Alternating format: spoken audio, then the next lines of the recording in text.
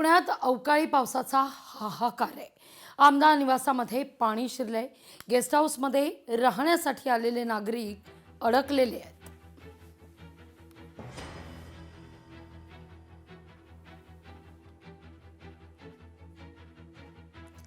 तर पुण्यात अवकाळी पावसामुळे नागरिकांची तारांबळ उडाली आहे।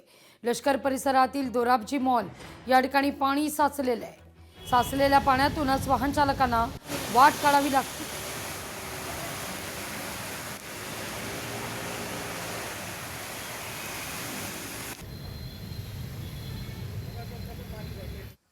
तर राज्यात वादळी वारा आणि गारांच्या पावसामुळे 1,22,000 हेक्टरहून अधिक क्षेत्रावरील शेतपिकांचं नुकसान आहे। राज्यभरात नुकसानीची माहिती संबंधित अधिकाऱ्यांकडून घेऊन तातडीनं पंचनामे पूर्ण करून बाधित शेतकऱ्यांना लवकरात लवकर मदत दिली जाईल, अशी माहिती राज्याचे कृषी मंत्री दत्तात्रय भरणे यांनी दिली आहे।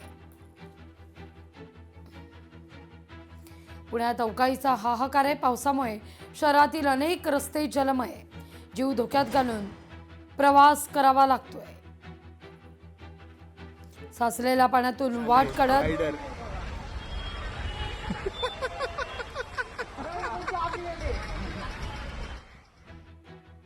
बाईक स्वार पाण्यातून निघताना दिसतोय।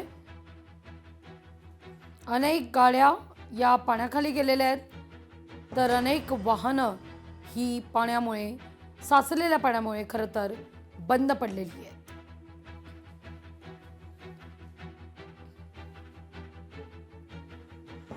तर मालेगावमध्ये वादळी वाऱ्याचा जोरदार पाऊस आहे।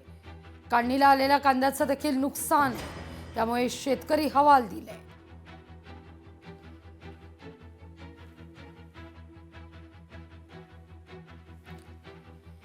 महाराष्ट्रात अवकाळीचा कहर, मुसळधार पाऊस, विजांच्या कडकडाटासह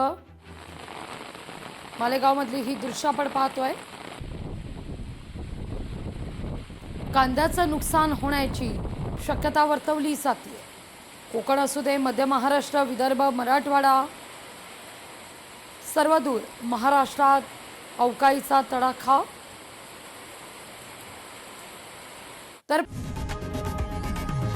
लोकशाही मराठी ऐका, पहा, जागरूक रहा।